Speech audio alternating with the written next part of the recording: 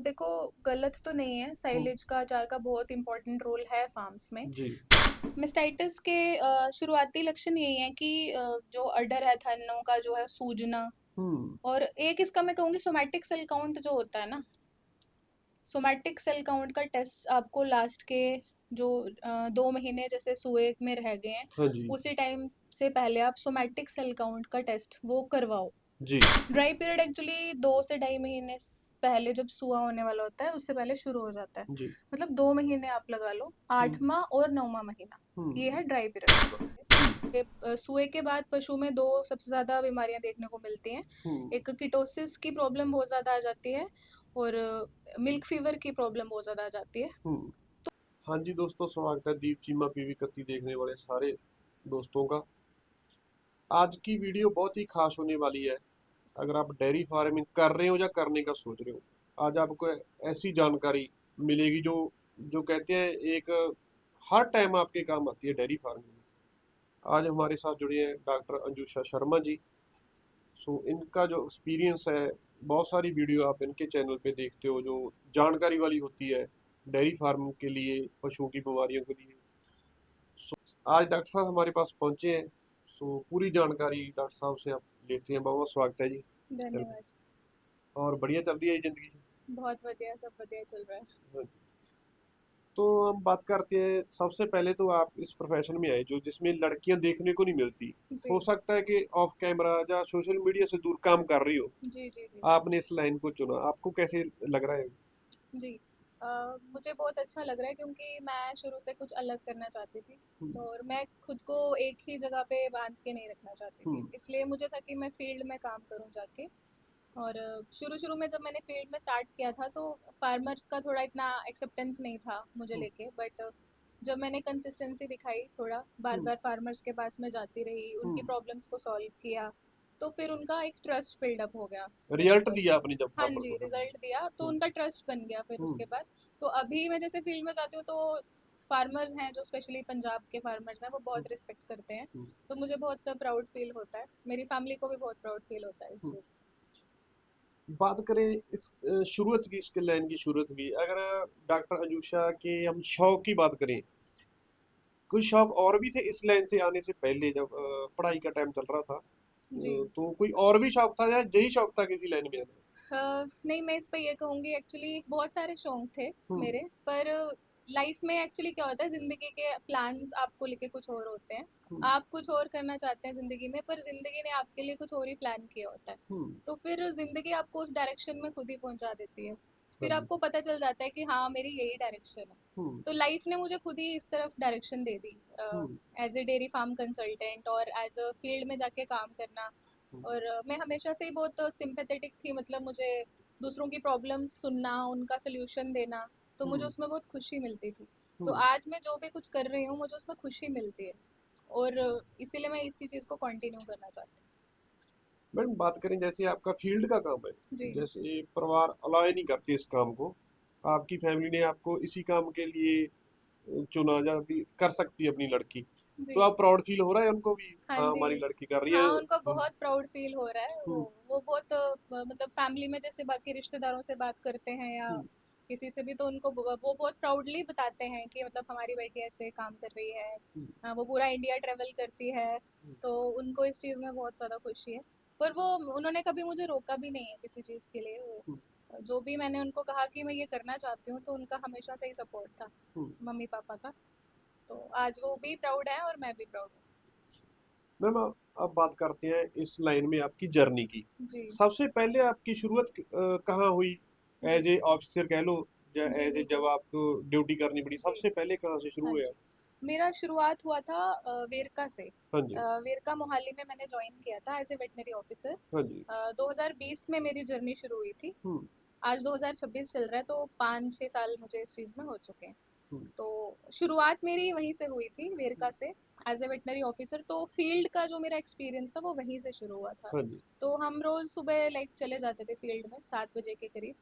और वहाँ पे बहुत सारे जो भी फार्मर्स थे, कई बार मीटिंग्स भी किए, कैंपेन्स भी किए, और प्रॉब्लम्स बहुत सारी फार्मर्स की जो थी वो देखने को मिलती थी, हम्म। और सोल्यूशन भी प्रोवाइड किया बहुत सारी चीज़ों का। जी। फार्मर्स को बहुत सारी चीज़ों के मिथ भी थे, लाइक मतलब वो कुछ गलत चीज़ें भी यूज़ कर रहे थे, लाइक हम्म। ज़्यादा एंटीबायोटिक्स यूज़ कर लिए, हम्म। जितना ज़रूरत नहीं है उतना कर लिया। तो उस चीज़ पे भी उनको थोड़ा नॉलेज दिया कि हम्म। इतना नहीं यूज़ करना है जितना जो चाहिए। तो ऐसे मेरा एक्सपीरियंस जो है वो बढ़ता गया फील्ड। जैसे आप एक डॉक्टर हो, जो हमारे पशु में पुरानी बात चल रही थी भी, जो जैसे अब के डॉक्टर हैं, जैसे गुड़ है, गुड़ की बात ही कर ले। जी। अब की लाइन में बहुत सारे डॉक्टर कह देते हैं गुड़ माड़ा है पशुओं को, गुड़ हुँ, बंद है। आपकी हुँ। वीडियो में आपने देखा वो गुड़ शक्कर का प्रयोग करने जी, को कहते जी, हो। जी, हाँ। आप मेडिकल के साथ साथ ये घरेलू उपचार है जो, उन पर भी विश्वास रखते हो? हाँ जी, बिल्कुल, घरेलू उपचार बहुत सारे हैं जो बहुत ज़्यादा फ़ायदा करते हैं पशुओं में ख़ास करके। हम्म। और गुड़ को तो हम गलत कह ही नहीं सकते, क्योंकि वो तो एनर्जी का सोर्स है बहुत बड़ा ना। हाँ। जब सुबह होने वाला होता है तो उससे पहले भी गुड़ देना बहुत ज़्यादा ज़रूरी होता है। जैसे हमारे किसानों में एक बात है, गुड़ तो गर्म है, बस नहीं। गुड़ तो गर्म है, हाँ एक जी, बात हाँ। ये चली हुई है, पता नहीं किसने अच्छा। बता दी इनको। जी, जी, जी। हम्म। नहीं, नहीं, उसकी उसकी तासीर गर्म थोड़ी बहुत हो सकती है, लेकिन वो गर्मी नहीं करता है शरीर में कभी भी। और वो हम्म। बहुत ही ज़्यादा काम आने वाली चीज़ है गुड़, ख़ास करके कीटोसिस को रोकने के लिए। हम्म। जैसे सुए के बाद पशु में 2 सबसे ज़्यादा बीमारियाँ देखने को मिलती हैं। हम्म। एक कीटोसिस की प्रॉब्लम बहुत ज़्यादा आ जाती है, और मिल्क फ़ीवर की प्रॉब्लम बहुत ज़्यादा आ जाती है। हम्म। तो इन दोनों ही चीज़ों में गुड़ का बहुत ज़्यादा इम्पोर्टेंट रोल है। हम्म। तो गुड़ तो देना ही देना, वो तो हम उसके लिए ऐसा कुछ नहीं कह सकते कि वो गर्म लगता है पशु को। मैडम, आपका लंबा तजर्बा है, बहुत जी। लंबा तजर्बा है। अगर मैं कोशिश करूं भी, मैं 1-2 घंटे में या एक वीडियो में आपका पूरा तजर्बा ले लूं, नहीं हो सकता। जी, हाँ आज जी। हम बात करेंगे कुछ टॉपिक्स पे, जी, जी, जी। इसके बाद जो अपने किसान कमेंट करेंगे, जैसा वो चाहेंगे जानकारी, उससे आगे वीडियो हम बना लेंगे। ठीक है। आज हम शुरुआत से बात करते हैं, जैसे छोटे बच्चे को पालना। हुँ, हुँ, छोटे बच्चे की शुरुआती साम संभाल की बात करें तो सबसे पहली लाइन है जो फार्मर की कमाई को मैं मानता हूँ, हुँ। जो उनके बच्चे हैं वो उनकी कमाई है। जी। जब कह लो फार्म की नींव है वो, अगर नींव मजबूत है तो फार्म अच्छा बन सकता है। बिल्कुल। उनकी देखभाल के सबसे पहले क्या क्या है जो हम कर सकते हैं? जी। सबसे पहले तो ये है कि छोटे बच्चों को जो ठंडा पानी है, हम्म। वो नहीं देना चाहिए। हम्म। अगर आप थोड़ा-सा भी ठंडा पानी ज़्यादा दोगे उनको, तो उनका स्टमक जो है, यानी कि उनका पेट जो है, वो पूरा डिस्टर्ब हो जाता है। हम्म। तो मोख की प्रॉब्लम लग जाती है, अफारे की प्रॉब्लम लग जाती है। तो हम्म। ठंडा पानी जो है वो नहीं देना है। और काफ स्टार्टर से आप शुरू कर सकते हैं। हाँ जी। पहले 4-5 दिन तो आपको लाइक कोलेस्ट्रम जो होता है, हम्म। दूध वगैरह वही देना होता है। हाँ जी। उसके बाद जैसे ही 4 से 5 दिन हो गए, फिर आप काफ स्टार्टर शुरू कर सकते हैं, हम्म। और वो ज़रूरी भी है। और उसमें क्या रहता है कि जनरली कभी-कभी जो बछड़े होते हैं वो नहीं भी लेते हैं वो काफ स्टार्टर हाँ को। जी। तो उसमें आपको एक चीज़ तो ध्यान रखनी कि हमेशा उसको पानी में ही मिक्स करके देना है। हाँ जी। और पानी का भी जो टेम्परेचर है वो नॉर्मल होना चाहिए बिल्कुल, मतलब ना वो गर्म पानी होना चाहिए ना वो ठंडा पानी होना चाहिए। जैसे कोसा कह देते हो। कोसा, हाँ, कोसे से भी थोड़ा सा कम, हाँ जी। नॉर्मल पानी बिल्कुल। हम्म। तो उसमें मिक्स करके आप दे सकते हो। और जो बफेलो यानी कि जो जो मज के जो हम्म। कटुड़े होते हैं, हाँ जी। उनका क्या होता है कि वो उनको आप दूध में मिक्स करके दे सकते हो, हम्म। क्योंकि वो पानी में नहीं लेते हैं उस चीज़ को। हाँ जी, बिल्कुल। लेकिन जो गाय के बछड़े होते हैं उनको आप दे सकते हो पानी में पानी मिक्स में ही कर। देना चाहिए। हाँ जी, देना पानी में ही चाहिए। फिर तो हमारे फार्मर बहुत गलती कर रहे हैं, हमें तो लगता है भी जैसे छोटे कटरू हैं, थोड़ा सा पानी गर्म हुआ या थोड़ा टाइम हो गया, पानी को उसको बदलो, ठंडा पानी दे दो, ठंडा, तो फिर वो गलत कर रहे हैं। ठंडा पानी नहीं देना चाहिए, जो ज़्यादा तेज़ ठंडा पानी है वो नहीं हम्म। देना चाहिए। उससे स्टोमक जो उनका पेट है वो ख़राब, वो एक तो ग्रो नहीं करता अच्छे से, हम्म। क्योंकि शुरुआती दौर में पहले 2-3 महीने में तो अगर उस टाइम पे पेट ग्रो कर रहा है हम्म। अच्छे से, तो उसी टाइम पे सबसे ज़्यादा डेवलपमेंट होती है ह्यूमन की। जी। तो अगर आप तभी वो चीज़ें कर रहे हो तो वो फिर वहीं से उसकी ग्रोथ डेवलपमेंट जो है वो कम होना शुरू हो जाएगी। जी। फिर आगे जाके उसमें फिर एसिडोसिस की प्रॉब्लम आएगी, यानी हम्म। कि पेट का जो तेजाबीपन होता है हाँ जी। उसकी प्रॉब्लम आएगी, सारा की प्रॉब्लम आएगी, हम्म। ल्यूमिनल एसिडोसिस की। हम्म। तो ये सब चीज़ें कंट्रोल करने के लिए आपको पानी जो है, पानी तो ठंडा उनको नहीं देना चाहिए, बिल्कुल। नॉर्मल पानी देना चाहिए। एक उसके बाद बीमारी आती है छोटे बच्चों को, जैसे जून चीचड़ है, हम्म। उनका बुखार आ जाता है। जी, उसके लिए फिर क्या जी, जी, जी। समाधान अगर हो जाए, पहले हाँ तो जी। देखो किसान को चाहिए, होनी नहीं चाहिए, पर हम्म। बहुत सारे केसों में मैंने ये कटड़े बछड़े छोटे मरते देखे हैं। जी, जी, जी। जब उसकी प्रॉब्लम ज्यादा आ जाती है, तो फिर उसके लिए क्या समाधान है? उसके लिए यही है कि जब 3 महीने का हो गया है बछड़ा, तो डीवर्मिंग सबसे ज़्यादा इम्पोर्टेंट है पहले। डीवर्मिंग कई बार मैंने देखा है कि किसान जो है वो लेट कर देते हैं। जो हम्म। कीड़ों की दवाई देनी है, हाँ जी। डीवर्मिंग करनी है, वो लेट कर देते हैं। लेट करने की वजह से कीड़े पेड़ में बनना शुरू हो जाते हैं। हम्म। उस वजह से उनकी ग्रोथ रुक जाती है, छोटे बच्चों की। उनको कोई नेचुरल चीज़ देते हैं, उससे भी डिवर्मिंग हो जाती है। जैसे कि हम्म। मैंने बताया कि जो पपीते के बीज होते हैं, हाँ जी। उनको थोड़ा सा ऐसे हल्का सा भून के अगर हम्म। आप वो दे देते हो शुरुआती दिनों में, जी। तो उससे अगर कीड़े बन भी रहे हैं पेट में तो वो कंट्रोल हो जाते एक हफ्ते के बाद कह हैं। लो। हाँ जी, हाँ जी, वो हम्म। कंट्रोल हो जाते हैं। हम्म। और दूसरी चीज़ ये है कि फार्म में टिक्स का कंट्रोल बहुत ही ज़्यादा ज़रूरी है। जी। टिक्स तो मतलब जो फार्म में जो 3-4 मेन चीज़ें हैं उनमें हम्म। से एक पॉइंट ये भी है कि टिक को कंट्रोल हमेशा करके रखना है। जी। क्योंकि जो एक फीमेल टिक होती है वो हर मतलब एक दिन में वो 3,000 तक अंडे जो है वो दे देती है। जी। तो अगर हम कंट्रोल नहीं करेंगे, अगर एक हफ्ता भी कंट्रोल नहीं हुआ टिक, तो हम्म। आप खुद अंदाज़ा लगाओ कि फार्म में कितना टिक का लेवल हो जाएगा। और हम्म। टिक्स का क्या होता है कि टिक्स का कंट्रोल सिर्फ डीवर्मिंग और दवाइयाँ दे के नहीं करना चाहिए। जी। उसके अलावा आपको फार्म में वो चीज़ें यूज़ करनी चाहिए जिससे फार्म में ही टिक ना रहे। जी, उनकी रहने की जगह खत्म करनी हाँ, चाहिए। उनकी रहने की जगह, जैसे जैसे ईंटें नीचे लगी हैं समझ लो आप, जी। उसके जो ईंटों के बीच में जगह हैं वो उनकी जगह है, हम्म। या दीवारों में कहीं छेद है वो उनकी जगह हम्म। है ना? तो फ्लेम गन आप यूज़ करो। जी। फ्लेम गन, उससे जड़ से इलाज हो जाएगा टिक्स का ना। बिल्कुल जी। हाँ, तो जो जड़ से अगर आप खत्म करोगे तो हर महीने जैसे आप यूज़ कर रहे हो, है ना? तो उससे जड़ से आप उस चीज़ को खत्म कर रहे हो, तो दवाइयाँ कम से कम आपको यूज़ करनी पड़ेंगी। जैसे एनिमल की बॉडी पे लगी का ध्यान भले कम दे लो, नीचे वाली जगह ज्यादा हाँ, जरूरी हाँ, है। हाँ, इस पे मैं ये भी कहना चाहती हूँ कि फार्मर्स जो है वो ट्रीटमेंट पे ज़्यादा फोकस करते हैं, लेकिन जी। उनको प्रिवेंशन पे फोकस करना चाहिए। हम्म। मतलब चीज़ को आने से पहले ही उसको रोक दो। जी। जब आपको पता ही है कि टिक्स की प्रॉब्लम ने आना ही आना है, तो आप उसको आने ही क्यों दे रहे हो? उसको हम्म। पहले ही रोक दो, जी। कंट्रोल कर दो, आपके पैसे भी बचेंगे, आपकी फार्म की प्रोडक्टिविटी भी कम जाएगी। हम्म। और टिक्स की वजह से प्रॉब्लम्स कितनी सारी होती हैं गाय हम्म। भैंसों में। जी। जो ब्लड प्रोटोजोआ होते हैं, जी। बहुत सारी प्रॉब्लम्स होती हैं, थिलेरिया, एनाप्लाज्मा, हम्म। बबेशिया, ये हम्म। सब बहुत ज़्यादा प्रॉब्लम्स होते हैं टिक्स की वजह से। मैम बात करें, जैसे टिक्स का समाधान है, टिक्स की जो दवाइयाँ, जैसे ना हम अब तक हमारे किसान का समझो रीढ़ की हड्डी पे डालने वाली दवाई है, हाँ, बोटॉक्स। उसको अभी तक होम्योपैथी मानते आए थे। ये हम्म। बूंदों वाली दवाई है, तो कहते हैं उसका भी बहुत नुकसान है। वो होम्योपैथी नहीं है, जी। केमिकल है वो। जी। और केमिकल जो जिस चीज़ का नाम है वो शरीर में जाएगा तो कुछ ना कुछ नुकसान तो करेगा ही करेगा। हम्म। पर उतना नहीं करेगा जितना टिक्स कर देंगी। तो हाँ हाँ, जी। वो कंट्रोल ज़रूर करता है, वो बोटॉक्स जिसकी आप बात कर रहे हैं, जी। बोटॉक्स, हाँ जी। वो कंट्रोल करता है। हाँ, वो हम यूज़ कर भी सकते हैं, क्योंकि हम्म। अगर ज़्यादा प्रॉब्लम हो गई है टिक्स की तो वो यूज़ करना भी पड़ेगा आपको। वैसे वहां तक पहुंचने ही ना दे। हाँ, पर मैं यही कह रही हूँ फिर से कि वहाँ पे पहुँचे ही क्यों हम, अगर फार्मर को पता ही है पहले हम्म। टिक्स ने तो आना ही आना, आप पहले ही कंट्रोल कर लो उनको, हम्म। तो पशु उससे ज़्यादा स्वस्थ रहेगा ना। मैम अब सीजन चल रहा है, हम्म। ड्राई पीरियड का चल रहा हाँ जी, हाँ। है, ड्राई पीरियड चल रहा है, ड्राई हम्म। पीरियड में कौन कौन सी सावधानियां हैं या समाधान है, हम्म। कैसे उसकी देखभाल हम ड्राई काऊ की कर सकते हैं? जी, जी। ड्राई पीरियड एक्चुअली 2 से ढाई महीने पहले, जब सुआ होने वाला होता है उससे पहले शुरू हो जाता है। जी। मतलब 2 महीने आप लगा लो, हम्म। 8वां और 9वां महीना, ये हम्म। है ड्राई पीरियड। जी। जिसमें भी 8वां महीना ड्राई पीरियड शुरू होता है, और जो 9वां महीना है वो होता है ट्रांजिशन पीरियड। जी। जब 21 दिन रह जाते हैं सुए को, हम्म। सुए से 21 दिन पहले और 21 दिन बाद, हम्म। ये पूरा ही जो टाइम है उसको ट्रांजिशन पीरियड बोलते हैं। जी।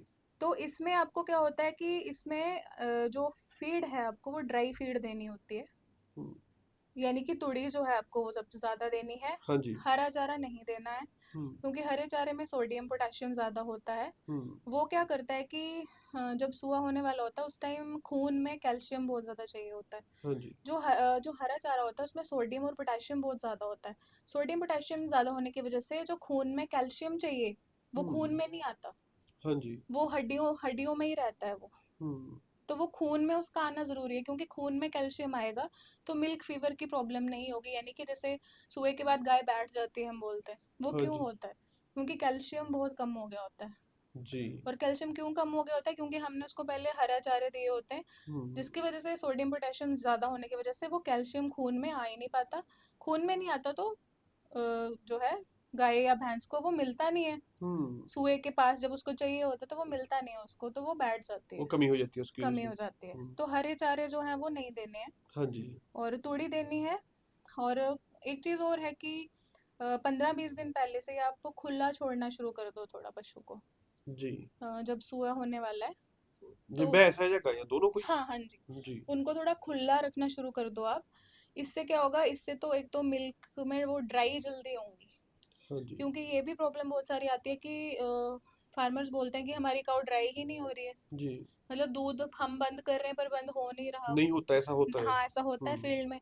तो आप उसको खुला भी छोड़ो, इससे क्या होगा, उसको उसके दिमाग को ये सिग्नल जाएगा कि मेरे को मतलब मेरे को सिर्फ दूध देने का काम ही नहीं करना है ना। हम्म। उसको ये सिग्नल आएगा कि अब मतलब जो उनके है वो, हार्मोन ही ऐसे काम करेंगे, हाँ हाँ। उनका हार्मोन ऐसे काम करेंगे, हम्म। उनको सिग्नल आएगा ब्रेन में, तो उनको जी। खुला रखना ज़रूरी है।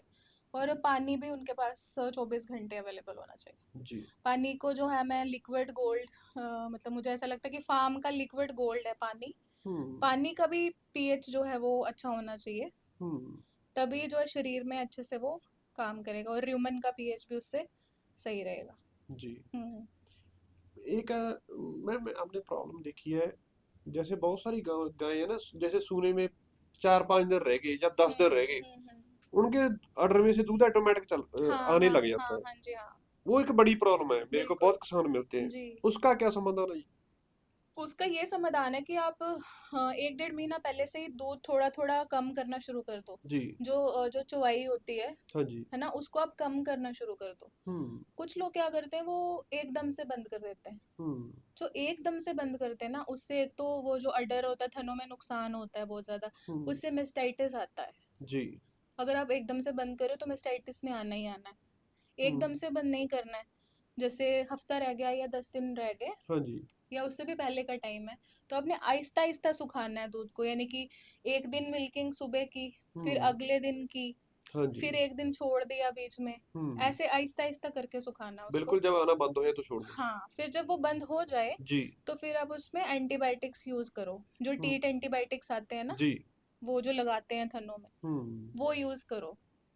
नहीं, उससे क्या होगा कि एक जो, एक तो होता है जैसे हाँ जी, ट्यूबर ट्यूब, हाँ देते। जी हाँ जी, ट्यूब की बात कर रही हाँ हूँ मैं। जी, उनकी बात कर रहे हाँ हैं। जी, उसी की बात कर रही हूँ। हाँ। तो उससे क्या होगा कि वो जो टीट्स होते हैं, थन होते हैं, अगर वो थोड़ा सा भी खुला रह जाएगा ना, तो हाँ वहां से जी। मेस्टाइटिस का बैक्टीरिया अंदर जाएगा। बिल्कुल। इसलिए उसको बंद कर देना है बिल्कुल, हम्म। एंटीबायोटिक्स से। और सीलेंट्स बोलते हैं, हम्म। जो ट्यूब जैसे आप कह रहे हो, हाँ जी। हाँ उससे जी। बंद कर दो उसको।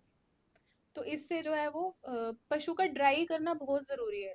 हम्म। अगर आप ड्राई नहीं कर रहे हो अच्छे से ना, तो अगर ऐसे पशु ने 100% दूध देना था, तो वो हम्म। 65 से 70% देगा। हाँ मतलब जी। सीधा सीधा 30 से 35% जो है मिल्क प्रोडक्शन वो कम हो जाती है, बिल्कुल अगर जी। आप ड्राई पीरियड अच्छे से फॉलो नहीं करते हो। हम्म। और ड्राई पीरियड में एक और चीज़ है, ड्राई पीरियड में जो जो फीड देते हैं, ड्राई फीड, उसमें जो प्रोटीन है जी। उसका कंटेंट 14% होना चाहिए। जी। ना उससे ज़्यादा होना चाहिए ना उससे कम होना चाहिए, 14% ही होना चाहिए ड्राई फीड का प्रोटीन कंटेंट। अगर ये जो समस्या मैंने आपको बताई, अगर हो भी जाए, चलो किसी ने नहीं ध्यान दिया अब तक, चलो अपनी बात उन्होंने सुनी नहीं, मान हम्म। लो अगर ऐसी समस्या हो जाए, सूने से पहले दूध आना थनों में शुरू हो गया अपने आप, तो उसका समाधान है कोई? अ, उसका समाधान है, पर यही चीज़ है कि फिर आपको पहले से ही उसका कंट्रोल जो है वो करना था ना। हाँ। फिर वो उस टाइम फिर मेस्टाइटिस के प्रॉब्लम ज़्यादा हो जाती है। फिर वो एकदम से नहीं रुकता है, जो जी। समाधान की आप बात कर रहे हो ना, वो हाँ जी। एकदम से वो नहीं रुकता नुकसान है। करेगा वो फिर अगर नुकसान रोका तो। करता है। फिर आप कुछ भी दवाइयाँ यूज़ करके उसको बिल्कुल रोक तो सकते ही हो आप, लेकिन वो बहुत नुकसान करेगा। जी। इसीलिए आपको ड्राई पीरियड जब 2 महीने रह गए हैं सुए में, आपको तब से ही बहुत ज़्यादा ध्यान जो है वो शुरू कर देना समाधान है। उसी में है। उसी में है समाधान। जी। मैम, आप तो ट्रैवल करते हो, फार्मों में विजिट जी करते हो, आपने देखा होगा सबसे बड़ा दुश्मन फार्मों का मस्टैट्स है। बिल्कुल। मस्टैट्स देखो, एकदम तो आता नहीं है, अभी आज ही हम्म आ गया। हम्म इसके कोई शुरुआती लक्षण मस्टैट्स के क्या है? हम्म। मेस्टाइटिस के शुरुआती लक्षण यही हैं कि जो अडर है, थनों का जो है सूजना। हम्म। और एक इसका मैं कहूँगी सोमैटिक सेल काउंट जो होता है ना, सोमैटिक सेल काउंट का टेस्ट आपको लास्ट के जो 2 महीने जैसे सुए में रह गए हैं, हाँ जी। उसी टाइम से पहले आप सोमैटिक सेल काउंट का टेस्ट वो करवाओ। जी। अगर तो वो 5 लाख क्रॉस किया हुआ है, हम्म। सेल का काउंट 5 लाख से ज़्यादा है, हाँ जी। उस टाइम क्या होता है कि बाहर से साइन नहीं आया होता, जैसे आप जी। पूछ रहे हैं ना कि साइंस क्या मतलब हाँ दिखेगा जी, क्या हमें। बिल्कुल जी, हाँ जी। तो उसमें ना आप शुरू वो टेस्ट करवा दो। वो टेस्ट ब्लड का है या दूध का है? नहीं नहीं, वो दूध का है। दूध का हाँ टेस्ट है, जी। हाँ जी। जो सोमैटिक सेल्स होंगे वो हमेशा दूध में ही बढ़ेंगे, वो खून में नहीं आते जी। कभी भी। तो वो आपको करवाना है टेस्ट, अगर वो 5 लाख से क्रॉस किया हुआ है काउंट सेल का, हाँ जी, तो आप समझ जाओ कि अंदर मेस्टाइटिस बन रहा है, शुरुआत हो गई। शुरुआत हो चुकी है। हम्म। लेकिन आपको बाहर से बाद में दिखेगी वो, हाँ जी, वही तो पर बात है। हाँ, पर वो अंदर से शुरू हो गया होगा। तो हम्म। समाधान यही है कि आप उसका टेस्ट करवाओ। जी। और अगर वो शुरू हो चुका है तो आप पहले से ही, जब वो सब क्लिनिकल स्टेज में है अपनी, हम्म। मेस्टाइटिस की 2 स्टेज होती है, एक सब क्लिनिकल होती है, एक क्लिनिकल होती है। जी। अगर आप सब क्लिनिकल में ही उसको रोक दे रहे हो तो फिर हम्म। नुकसान नहीं होगा। जी। लेकिन वो तभी होगा जब आपने पहले ही टेस्ट करवा लिया होगा और सोमैटिक सेल काउंट जो है वो देख लिया होगा कि वो कितना है। हाँ, जैसे जैसे हमारे हम्म। तो बना, या तो छिद्दी आ गई थन में, हाँ या कुछ, या हाँ। सूजन आ गई। जी जी जी। उस तो स्टेज बहुत बढ़ चुकी होती वो है उस तो टाइम। प्रॉपर स्टेज होती है मेस्टाइटिस की, वो तो हम्म। क्लिनिकल स्टेज है। जी, उससे पहले ध्यान देना उससे जरूरी पहले ही ध्यान देना है, है। ताकि वहां तक पहुंचे ही ना। जी। हाँ, वही मैं फिर से बोल रही हूँ कि प्रिवेंशन जो है वो ज़्यादा ज़रूरी है जी। Then treatment. पहले हम्म। से ही चीज़ों को प्रिवेंट कर लो, कंट्रोल कर लो, हम्म। ताकि वो चीज़ आए ही ना। जी। हाँ तो जैसे एक जी, मक्का का अचार है, मक्की का जी। अचार बहुत अब सीजन भी चल रहा है। हाँ जी हाँ। कहीं ना कहीं इससे बात जुड़ी है फार्मों से, हम्म। इससे मस्टैट्स आता है हम्म। कि जुड़ी है बात। आप तो इस क्षेत्र में हाँ इसकी जी खोज हाँ, कर रहे जुड़ी हो। है, बिल्कुल जुड़ी है, हम्म। क्योंकि जो अचार है यानी कि साइलेज है जो, हाँ जी। वो अच्छे से बन नहीं, बहुत सारे केसेस में वो अच्छे से बना ही नहीं होता, पहली बात तो ये है। जी। उसमें कहीं ना कहीं मॉइस्चर रह गया होता है। हम्म। थोड़ा सा भी गीलापन या मॉइस्चर अगर उसमें है हम्म। तो उसमें एफ्लाटॉक्सिन बनेगा। जी। एफ्लाटॉक्सिन बन गया तो वो मेस्टाइटिस करेगा। हम्म। और फार्म में जो जो बार बार मेस्टाइटिस होता है ना, जी। बोलते हैं ना फार्मर्स की, आ रहा है जा रहा है, आ रहा है हाँ जा जी, रहा हाँ है, जी। उसका कारण क्या होता है? एफ्लाटॉक्सिन। जी। उसका कारण होता है एफ्लाटॉक्सिन। मेन कारण है जो मेन मस्टैट्स का। कारण, हम्म। जो बार बार आने जाने वाले जो मेस्टाइटिस है उसका जी। कारण, 2 कारण होते हैं उसके। हम्म। एक तो होता है एफ्लाटॉक्सिन, दूसरा होता है एनीमिया, जी। यानी कि पशु के शरीर में खून कम है। हम्म। खून कम की वजह से भी मेस्टाइटिस होता है। कहीं ना कहीं आपने बताया भी फार्मर ट्रीटमेंट पे ध्यान देते हैं। हाँ। ऐसे कौन से कुछ मुढले टेस्ट हैं, जैसे मस्टैट्स के हो गए या हम्म। लीवर के, जो फार्मर जैसे अब देखने को तो हमको अच्छा लग रहा है, हमारा पशु खड़ा है, खा रहा है, हम्म। दूध दे रहा है, लेकिन अंदर बीमारियों की शुरुआत हो जाती है। हम्म। जैसे ह्यूमन में होते हैं, मेन हम्म। सीबीसी टेस्ट हो गए, कुछ हो गए, पशुओं हाँ में जी हाँ ऐसे जी। कौन से टेस्ट हैं जो करवा के उसको चेक कर सकते हैं? जी, एक तो अब एलएफटी करवाना है सबसे पहले, जी। जिसमें 3 एंजाइम्स होती हैं। हम्म। एएलपी करके होती है, और एक और होती है। तो एलएफटी करवाना है आपको, उससे हम्म। आपको लीवर का पूरा, लीवर फंक्शन टेस्ट है जो, लीवर का आपको सारा सिस्टम क्लियर हो जाएगा जी। उससे। और दूसरा चीज़, आपको ब्लड यूरिया नाइट्रोजन टेस्ट करवाना है। हम्म। ब्लड यूरिया नाइट्रोजन बढ़ने की वजह से रिपीट ब्रीडिंग की प्रॉब्लम बहुत ज़्यादा आती है। जी। और एक तो ये है, और दूसरा सोमैटिक सेल काउंट आपको करवाना हाँ है जी, मस्टैट्स के लिए। मेस्टाइटिस के लिए। हम्म। तो मेन यही है, एक तो लीवर पे टेस्ट करवाओ, हम्म। र्यूमन का टेस्ट करो, र्यूमन का पीएच देख लो कितना है, हाँ जी। यूरिन पीएच करवा सकते हो आप। जी। एक और चीज़ मैं बताती हूँ कि जब सुआ होने वाला होता है उससे पहले यूरिन का पीएच भी करवाना बहुत ज़रूरी है। जी। जी, उसमें आपको डी कैट देखना होता है, यानी कि डाइट्री कैटाइनिक एनाइनिक डिफरेंस उसको बोलते हैं। हम्म। उसमें आपको पीएच देखना होता है, यूरिन का पीएच, जो उसको 7 के आसपास ला के रखना होता है। जी। अगर 7 के आसपास है, सुबह से पहले की बात बता रही हूँ, हाँ जी। अगर 7 के आसपास है पीएच, तो मतलब एनिमल ओके है। हम्म। उसको सुए के बाद कोई मेटाबॉलिक डिजीज जो होते हैं, हम्म। यानी कि मिल्क फीवर, बैठ जाना गाय का, हाँ जी। किटोसिस, हाँ जी। ये सब नहीं होगा अगर आपने पहले ही उसका पीएच सही मेंटेन करवा लिया। वो कैसे होगा? आपको यूरिन पीएच का टेस्ट करवाना। हम्म। तो र्यूमन के लिए आप र्यूमन पीएच को आप स्ट्रिप टेस्ट से कर सकते हैं। जी। और सोमैटिक सेल काउंट आप मेस्टाइटिस के लिए कर सकते हैं। लीवर हम्म। के लिए आप लीवर फंक्शन टेस्ट करवा सकते हैं। हम्म। और यूरिन के लिए आप यूरिन पीएच करवा सकते हैं। जी। तो ये मेन कुछ टेस्ट हैं। बाकी टेस्ट आप, और हाँ, सीबीसी भी आप करवा सकते हैं, कंप्लीट ब्लड काउंट। हाँ जी। उसमें क्या होता है कि अगर हीमोग्लोबिन लेवल कम गया हुआ है हम्म। तो ब्लड प्रोटोजोआ आप सस्पेक्ट कर सकते हैं। जी। जैसे थिलेरिया होता है, कनेडू रोग होता है, जैसे हाँ जी। पीलिया रोग होता है, मैं हम्म। हिंदी में नाम बता रही हूँ। हाँ जी। थिलेरिया, एनाप्लाज्मा, बबेशिया, ये हम्म। 3-4 जो होते हैं मेन मेन ब्लड प्रोटोजोआ, ये आप सीबीसी से पता लगवा सकते हो, कंप्लीट ब्लड काउंट टेस्ट से। जी। तो ये कुछ 4-5 टेस्ट हैं जिससे आप अंदाज़ा लगा सकते हो कि पशु के शरीर में क्या स्टेटस चल रहा है। मैडम बात करें रिपीट ब्लीडिंग या रिपीट होना पशु का, हम्म। जैसे हमारे किसानों में होता है, एक दो बार जैसो जैसे टीका रखवा दिया, वो हम्म। नहीं रही, एक ही काम जानते हैं, उस पर दवाई रखवा दो बस। हम्म। दवाई रखवाना हम सोचते हैं बस दवाई रखो तो प्रॉब्लम सॉल्व हो जाएगी, हम्म। उससे भी नहीं सॉल्व होती। उसमें क्या क्या कारण होते हैं मेन? रिपीट ब्रीडिंग में देखो सबसे पहला कारण है न्यूट्रिशनल कारण, हम्म। यानी कि जो आप उसको खिला पिला रहे हो ना, हम्म। वो जो दे रहे हो वो मतलब जो ज़रूरी तत्व उसको चाहिए कंसीव करने के लिए, वो जी। उसके शरीर में नहीं है। हम्म। वो मिनरल्स दिए बिना आप उसको दवाई रखवा रहे हो, तो वो हम्म। कैसे कंसीव करेगी? बिल्कुल जी। नहीं कह करेगी। सकते हैं अंदर से तैयार नहीं है वो। तैयार ही नहीं है वो, हम्म। कैसे कंसीव करेगी? नहीं करेगी। हम्म। है ना? तो सेलिनियम जैसे होता है, हाँ जी। सेलिनियम होता है फर्टिलिटी मिनरल, हम्म। यानी कि कंसीव कराने के लिए जो सबसे इम्पोर्टेंट मिनरल होता है वो होता है सेलिनियम।